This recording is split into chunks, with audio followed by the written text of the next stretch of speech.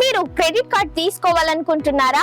అయితే TV next YouTube channel వాళ్ళు TV next YouTube channel viewers కోసం, సబ్స్క్రైబర్స్ కోసం ఒక మంచి సువర్ణ అవకాశం తీసుకువచ్చారు. కింద లింక్ ని క్లిక్ చేసి మీ ఫుల్ డీటెయిల్స్ ని 30 మినిట్స్ లో ఫుల్ఫిల్ చేసి మీకు కావాల్సిన క్రెడిట్ కార్డ్ ని ఎంపిక చేసుకోండి. ఇది చెప్పొచ్చు. అదర్వైజ్ నేను ఇంకా జగన్ వచ్చేసాడు అని చెప్పి నేను ఎక్కువగా మాట్లాడదలుచుకోవాలి. ఎందుకంటే ప్రజలు తీర్పు ఇచ్చేసిన తర్వాత, సరే ప్రజలు తీర్పు ఎందుకు ఇచ్చారు, అందులో నా పాత్ర ఎంత, ఇవన్నీ పక్కన పెడితే ఇది ఇప్పుడు డెఫినెట్గా వ్యాలిడ్ క్వశ్చనే. ఎందుకంటే రోజు నిన్నటి నుంచి పేపర్లో కూడా గట్టిగా వచ్చింది. ఇది ప్రధాన ప్రతిపక్ష నాయకుడు ఆర్ ప్రధాన పార్టీ శాసనసభా నాయకుడు వేరు. గతంలో పీజేఆర్ గారికి కూడా ఆయన కాంగ్రెస్ శాసనసభా నాయకుడిగా ఉన్నాడు, కానీ ప్రతిపక్ష హోదా ఎన్టీ రామారావు కూడా అప్పుడు ఇవ్వాల. ఇదే జగన్మోహన్ రెడ్డి గారు నీకు ప్రతిపక్ష హోదా కూడా రాదు, ఇంకొన్ని సీట్లు తగ్గితే అని కూడా గతంలో మాట్లాడారు. మరి 10% అన్న రెస్ట్రిక్షన్ అలా ఉంటే 10% కాదు, నాకు 10 సీట్లు వచ్చినా కూడా నాకు ఇవ్వాల్సిందే అని చెప్పి ఇలా అడిగితే నాకైతే చంటి పిల్లడు చందమామ కోసం మారం చేసినట్టుగా అనిపిస్తుంది.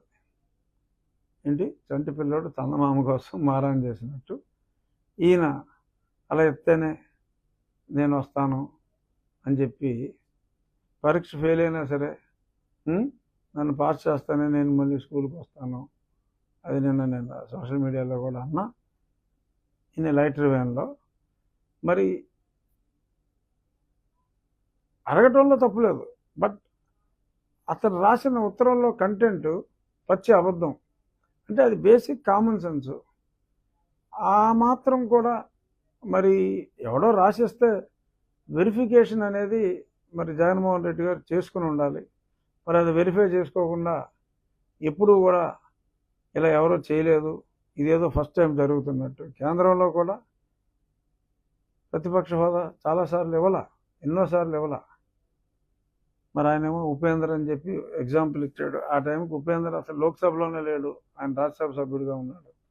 సో ఇలా అర్థం లేని ఆలోచనలతో ఒక వ్యర్థమైన లెటరు ఆయన రాయటం జరిగింది.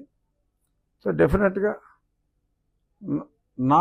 నేను అనుకోవటం ప్రతిపక్ష నాయకుడి హోదా, ఆ క్యాబినెట్ ర్యాంక్ అనేది ఇస్తే అది ప్రజా తీర్పుకి వ్యతిరేకంగా మా ప్రభుత్వం వ్యవహరించినట్టు ఉంటుంది. చంద్రబాబు నాయుడు గారు జాలి వేసిస్తే ఇవ్వచ్చు, కానీ that would be against the public wish. కావాలనే ప్రజలు 11 సీట్లు ఇచ్చారేమో. ఎందుకంటే ఇంత దారుణమైన ఓటమి. మీరు ఒకసారి కావాలంటే చాలామంది ఇప్పుడు పబ్లిక్ పెడుతున్నారు నాకు చిన్న చిన్న బిట్లు. నేను రచ్చబండ 4 సంవత్సరాలు అంటే మరి 1500 ఉన్నాయి రచ్చబండ. ఆ బిట్లు ఏరు నాకు చాలామంది పెడుతున్నారు. నేను ఈ ప్రతిపక్ష హోదా మీద కూడా మాట్లాడా.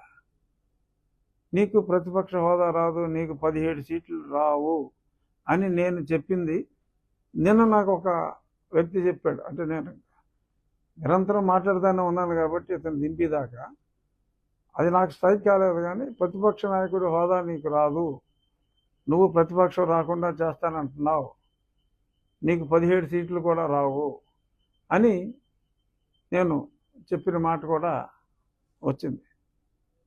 మళ్ళీ నాకు పంపారు. నేను చెప్పొచ్చేది ఏంటంటే, people have given a verdict. ఏంటి,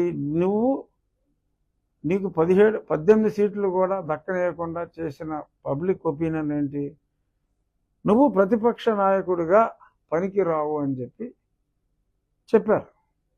సో ప్రజా తీర్పుని శిరసా వహిస్తారనే నేను అనుకుంటున్నా. I'm nobody to suggest the chief minister మీరు అది ఇవ్వండి, మీరు అది ఇవ్వడానికి లేదు అని చెప్పి మాట్లాడటానికి నాకు అర్హత ఉన్నా కూడా సజెషన్ ఇవ్వడానికి అవసరం లేదు. బట్ పబ్లిక్ తీర్పుని గౌరవిస్తారని నేను అనుకుంటున్నా. అంచేత బట్ జగన్మోహన్ రెడ్డి గారికి సరే, నా సూచన అతను పట్టించుకుంటాడా లేదా అన్నది పక్కన పెడితే, if I were to be in Jaganmohan Reddy's position, Jaganmohan Reddy పొజిషన్లో నేనుంటే ఒక్కరోజు కూడా మిస్ అవ్వకుండా శాసనసభకు వస్తాను. సిగ్గుపడాల్సిన అవసరం లేదు. రాజకీయాల్లో గెలిపోవటంలో సహజం. ఎన్టీ రామారావు లాంటి మహానుభావుడే ఒకసారి ఎలక్షన్లో ఓడిపోయాడు. ఇందిరాగాంధీ ఓడిపోయింది. అలాంటి మహానుభావులు ఓడిపోయినప్పుడు జగన్మోహన్ రెడ్డి ఎంత దారుణ పరాజయం పొందితే, నిజంగా అతనికి పబ్లిక్ అంటే గౌరవం ఉంటే, అతను ప్రతిపక్ష నాయకుడికి అతని అర్హత ఉంది అని అనుకుంటే, క్యాబినెట్ హోదా ఇస్తే అతనికి కలిసి వచ్చేది ఏంటండి? ఆ డిఏలు ఆ కారే కదా, ఇంకా అంతగానే ఏమన్నా ఉంటుందా? ఒక ఎమ్మెల్యేగా మరి అతను వచ్చి రెగ్యులర్గా హౌస్ అటెండ్ అయ్యి వైఎస్ఆర్ కాంగ్రెస్ పార్టీ శాసనసభాపక్ష నాయకుడిగా అక్కడ ఉండి, మరి నిజంగా మరి మేము గొప్పగా పరిపాలించకపోతే మా తప్పులు ఏమన్నా ఉంటే చెప్పు, మేము బాగా చేశారని మెచ్చుకున్నా కూడా నీ గౌరవం పెరుగుతుంది. జగన్మోహన్ రెడ్డి గారికి సద్విమర్శ చేసినా కూడా గౌరవం పెరుగుతుంది.